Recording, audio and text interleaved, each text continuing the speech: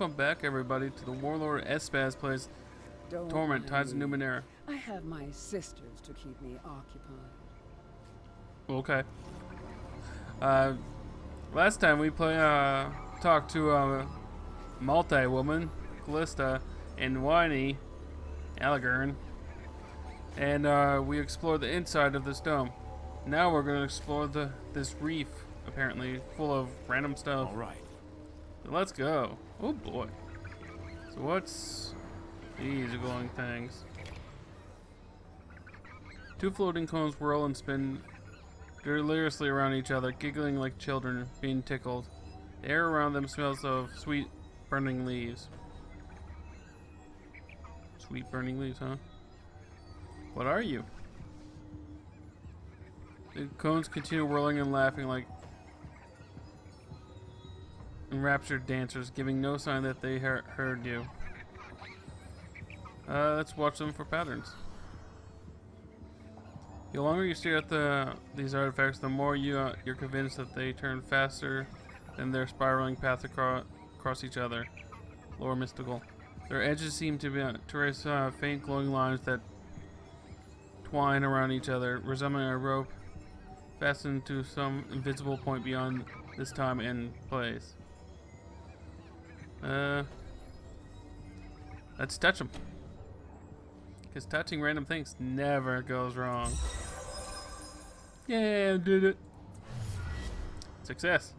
You managed to graze one of them with the tip of your finger. Roarn, a voice says, and your vision is stolen from you. The moon hangs over you, but is not the one yet you recognize. It's black and in a pearl white sky.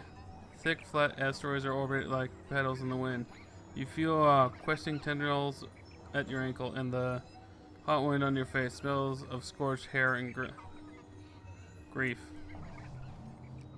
Your vision returns, and the cones hang motionless for only a second before resuming their giggling dance. What are you for? The cones greet your question with a split second of hushed silence, followed by delighted peals of helpless giggling.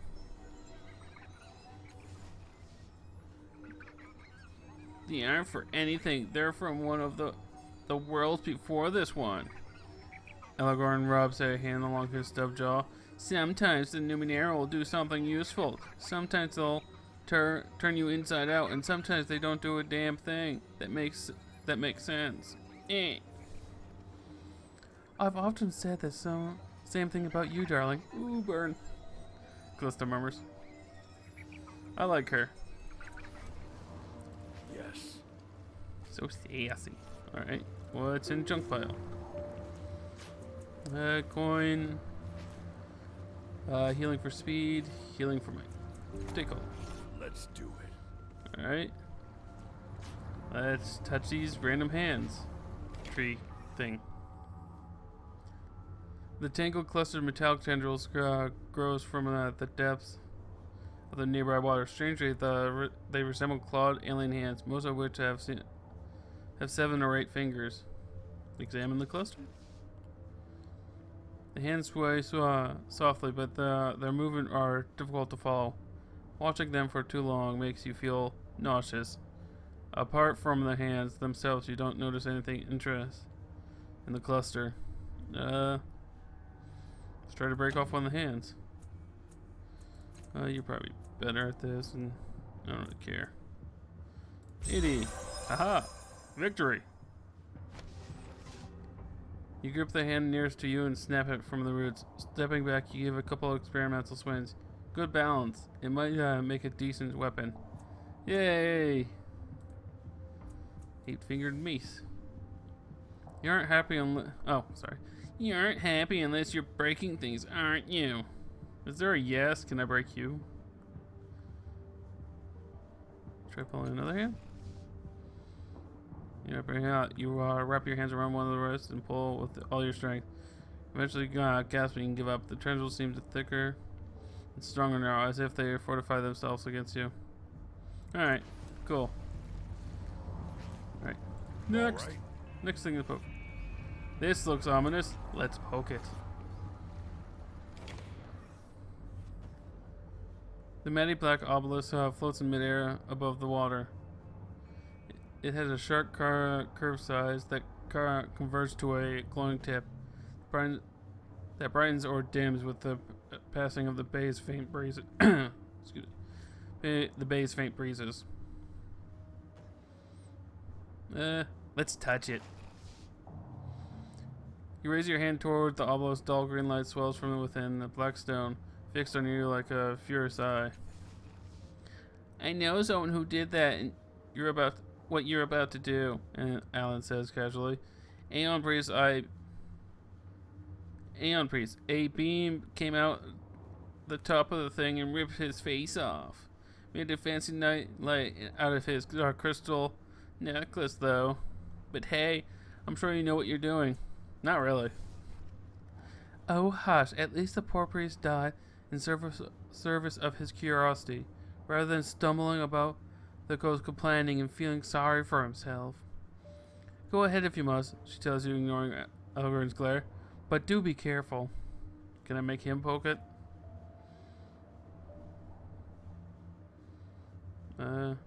Stretch your crystal shard toward the obelisk? Carefully, you level the shard at the obelisk and a super heavy beam glances from the tip of the structure into the crystal, sending excuse me. Need a drink of water, apparently. Sending vibrations up your arm and suffusing the shard with a warm green glow. Good balance. Neat, I guess. What'd that do? Let's look at it. Infused crystalline shard. Actually, I have no idea what the stats were before, but I'm assuming it's better now. At least it glows, which is fun. Alright. Well, that was cool, I guess. Can I just touch it myself? That'd be kind of funny. Reach out toward the obelisk again. Once again, a dull, malevolent light beam blooms from the obelisk as you extend your hand towards it. Well, it's probably going to kill me if I don't, so yank your hand. Bang.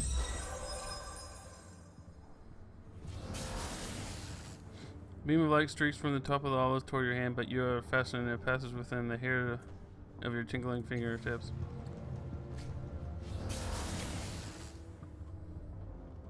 As you watch the obelisk, any further sense of danger, glow fades. Elgrin lets out a low, appreciative whistle. You don't see people dodge light every day. Can make it so it hits him. As you wish. Alright, so don't touch glowing orb thing. That kind of makes sense. Alright, black mass thing.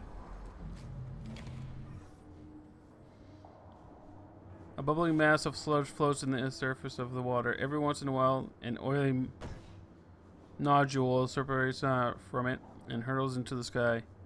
You catch a momentary glimpse of muck-coated object in the putrid mess. Examine the sludge.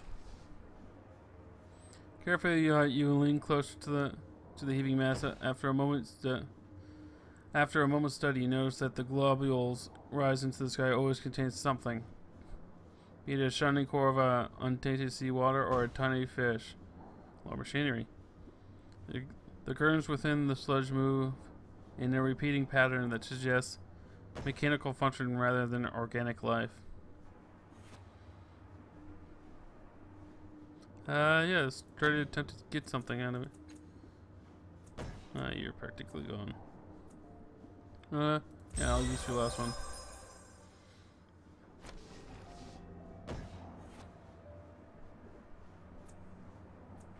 That's just a reminder how to increase your, refill your stats, sleeping or items. The next time the sunlight strikes the object streaked surface, you're ready and snatch it from the oily mess and clean it the best you can. Fresh vapors, whatever that is. I'm not sure whether the awful muck is harmless or you're immensely lucky. Either way, do go on poking things, dear. It's quite entertaining. Sure. Search for more objects.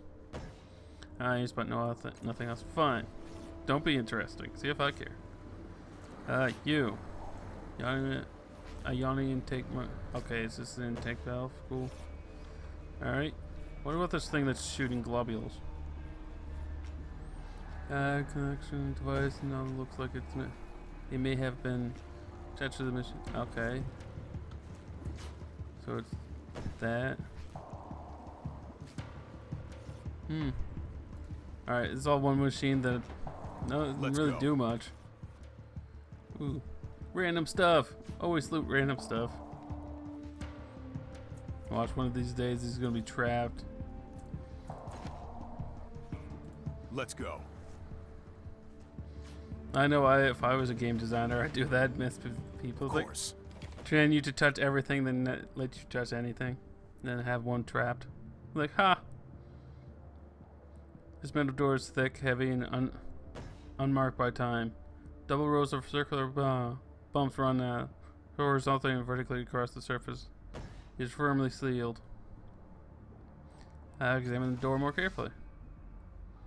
The middle of the surface is fused with minuscule threads that are barely visible to the human eye. They only run in straight lines and right angles, and they seem to converge at the circular bumps. Upon closer inspection, you notice that each of the bumps is unique. Some have flat faces, others are actually many-sided polygons, and a few are marked by tiny apertures.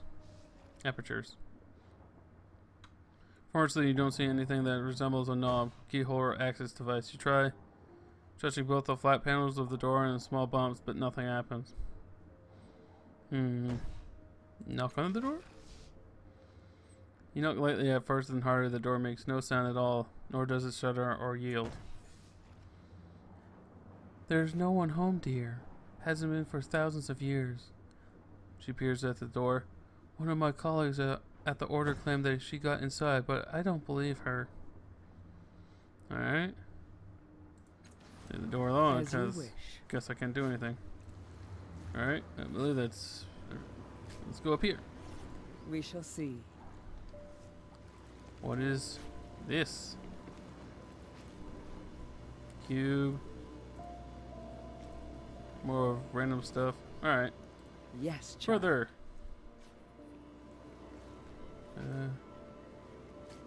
Done. Oh.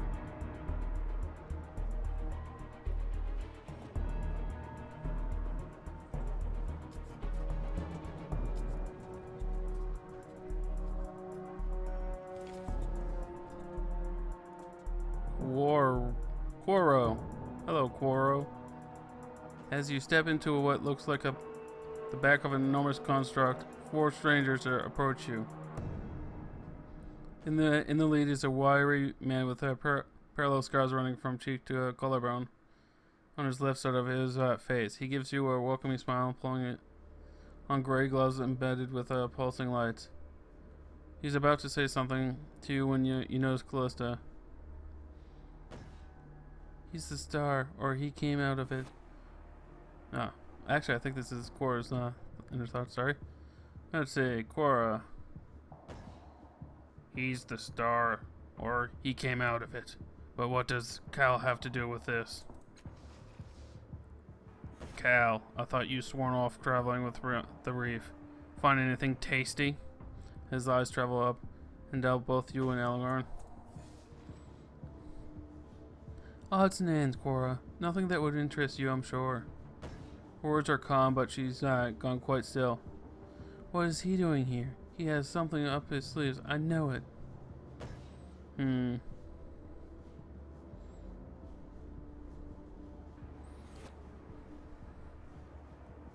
Glitch, is something wrong? Nothing wrong, dear. I accompanied Cora on an expedition once. Long ago, his methods were too cross for my taste. Though in his defense, he never tried to kill me when my back was turned. She beams at Cora. Or if he did, he failed, and I didn't notice.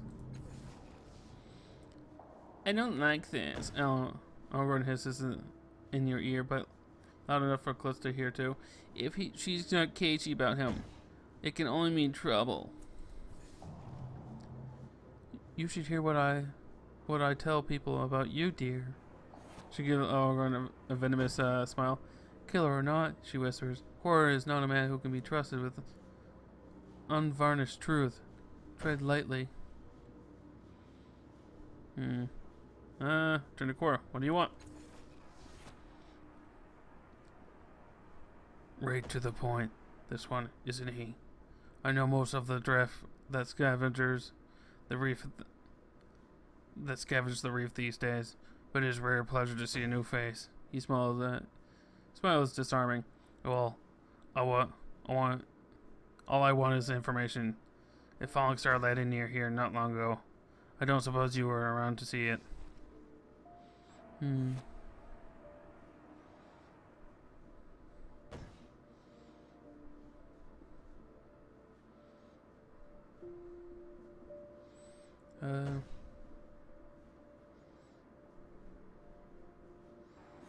Where did the star land? I had no idea.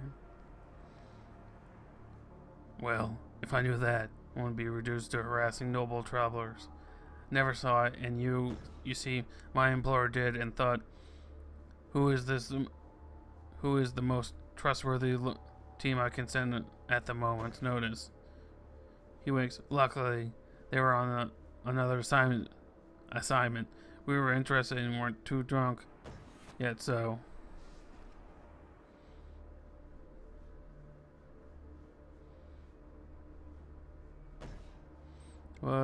What interests you about the star? How kind of you to ask, Cora says, clapping his gloved hands together. So few people are interested in the tangled motivation of paid explorers. He spreads his arms as if holding the sky and continues. The world is littered with ruins and fascinating secrets. Trouble is, anyone could claim them. But when something falls from the sky, oh, the rare and I mean can make his name. Oh, that's rare. Sorry. Oh, that's rare. And a man can make his name off such a find. He pauses, then adds, while also being paid quite handsomely. That helps. Enough chat, I think, he says, and there is no humor in his smile now. Where's the falling star?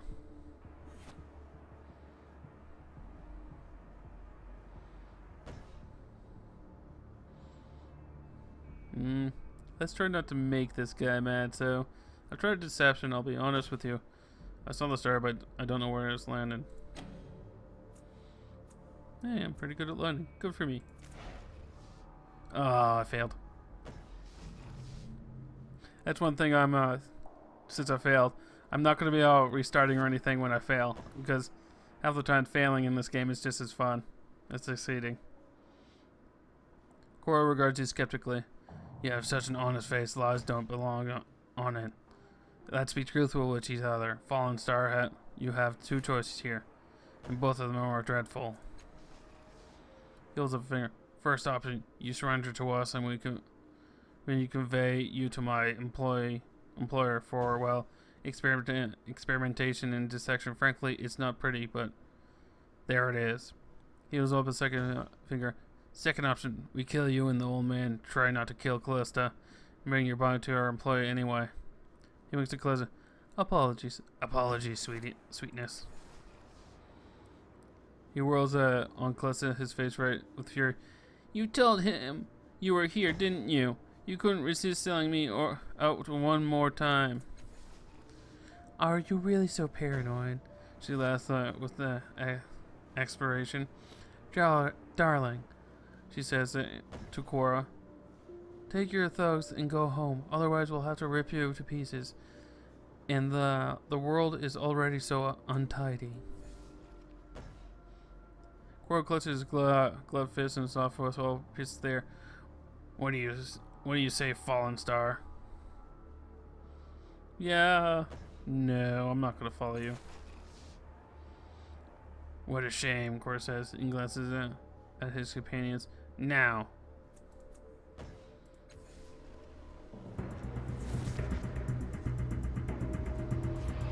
Alright.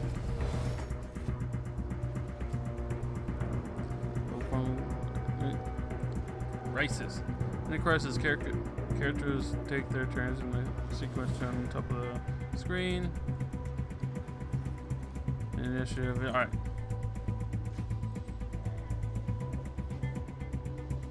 All right. So use the Numenera around you, so you can use them to solve the problems.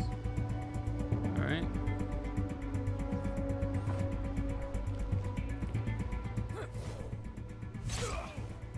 Oh.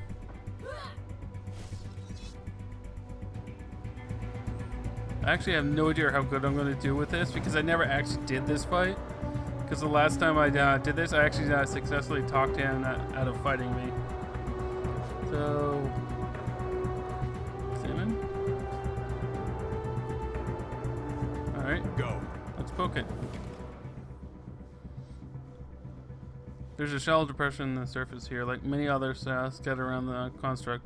Unlike the others, energy still pulses across this one at random intervals. A slight yet implacable sense of unease emits from each wave of energy. There's a loose lens at the center of the depression. You think you could redirect the psychic effect somewhere more useful, but it'll be tricky to get to it in between the energy pulses.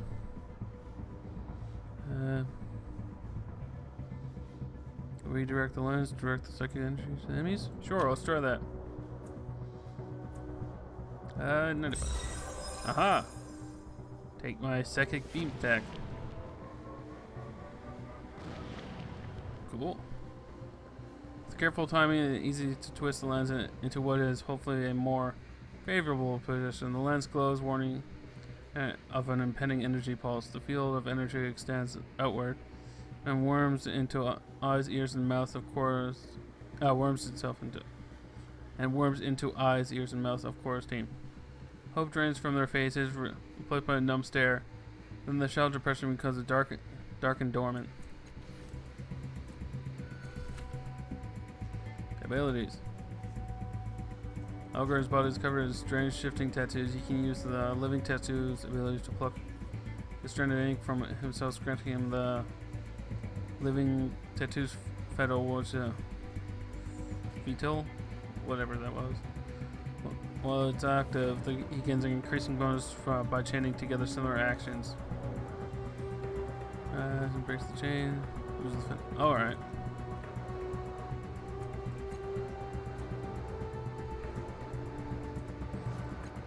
Alright, what do we got here? It grants living tattoos while active users similar actions attack. Defensive, ciphers, or healing, esoterias, and ciphers. Alright.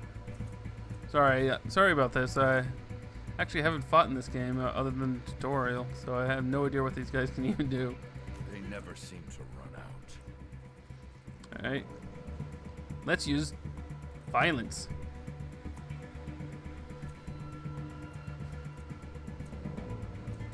Sure. Aha! Violence! It's effective. Not super effective. Callista is a dimensional host who exists in multiple realities at the same time. She can use her transdimensional powers to teleport between locations using her dimensional super persistent ability. Cool. She can teleport. I don't really know what I want her. Because she's more of a magic user. So here. Waveforms collapse into a single reality. Alright.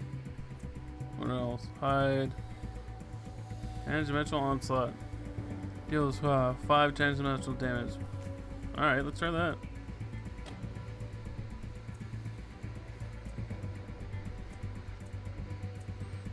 Yeah, sure. Come, taste your death.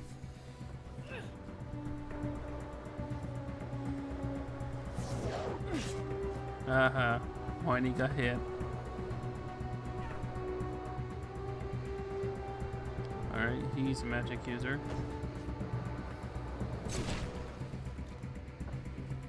Okay, that's randomly shooting. Aw, you healed him. So douche. Oh yeah, totally forgot about invisible chick. Alright, let's go to examine this one now. Apparently I can do that. A long tube emerges from the plateau of the dead construct and runs upwards. The duct terminates in a hollow cone. Every few seconds a minute drop of green liquid drips out of the end and streams out as it streaks the ground. The round dogs rest at the base of the cone, ringed by a thin crust of corroded metal. It appears to be a valve that controls the flow of the noxious substance. It looks like it hasn't been moved in centuries. Try to turn the valve. Let's go 400. They're doing a lot of damage to one guy. With a crack, the valve bulges a thin stream of noxious fluid powers from the nozzle and hisses into a metal surface. And upon the valve a bit further, you open the valve a bit further and aim the ensuing spray. Alright. Let's do it so we get almost all their team. Except for me. That. Get me out of here! Oh, you're fine. Let's see.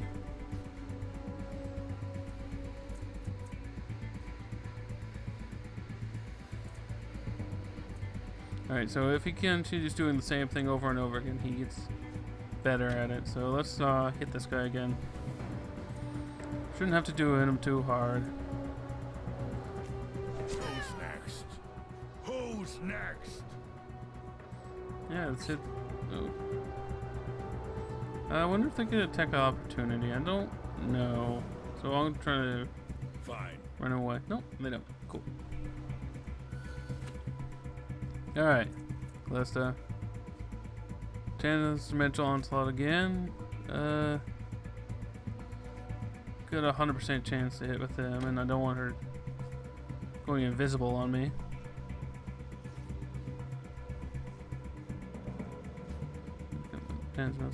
Alright. So resistance is like resistance to magic. So she resists 1 damage. Alright. Do it. You are no match for me. And let's back her up. I don't Allow want me. her to die. No. You're poisoned. Oh. Alright. So she's poking it. No, go ahead. She's the smart one. She's going like, nope. Alright, that should probably heal. Ah, much better. Yeah, I can't hit him, and I don't think I have any. No, I don't have anything I can do right now. Wonder if it's defensive mode?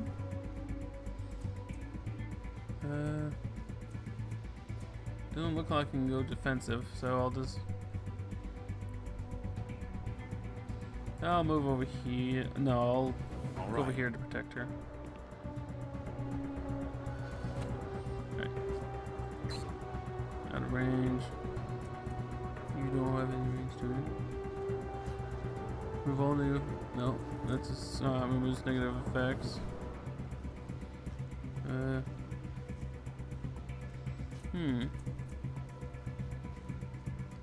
Village items. You don't have any items.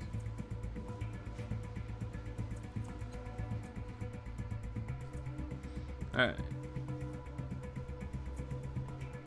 I'll let you just end there. Have you use your cipher again on. Oh, not a range. Have to move a little bit.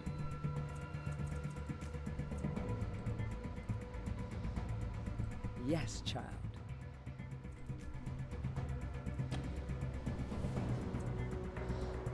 Go full. He's a pretty high health. Come, taste your death. I need to shake this. Alright, so I'm immobilized now. I keep on getting hit by that. You missed. Alright, I am immobile. So But since I'm a magic user too, oh, I'm too far away. Might as well hit this guy then. Full ticket. You've already lost. And I can't move, so in turn.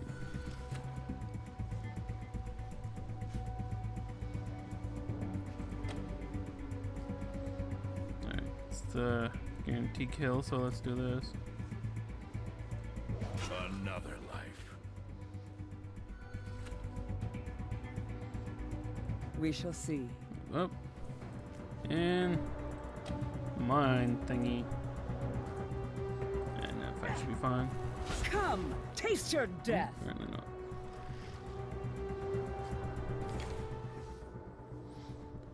Oh, I guess he's eating up.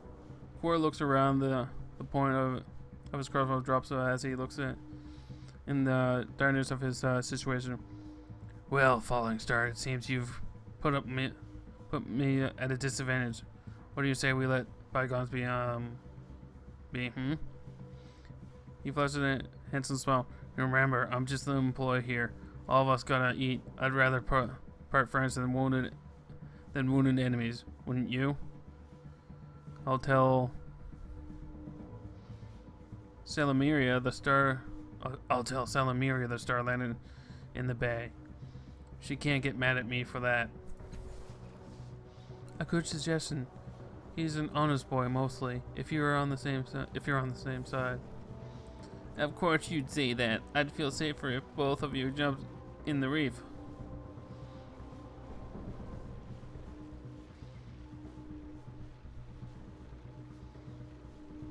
I don't really feel like the need to kill him. So, go. There's no reason more people need to be hurt. He beams. Right you are. As strong as you are smart. Well, I'll just be going then. Hey. Yeah, I'm gonna loot your friends. That's cool. Alright. Well, that worked out. Alright. I'm gonna leave it here, guys, because that's 20 minutes. The battle lasted a little longer than I thought. And remember, embrace the chaos, or you'll go mad. Bye.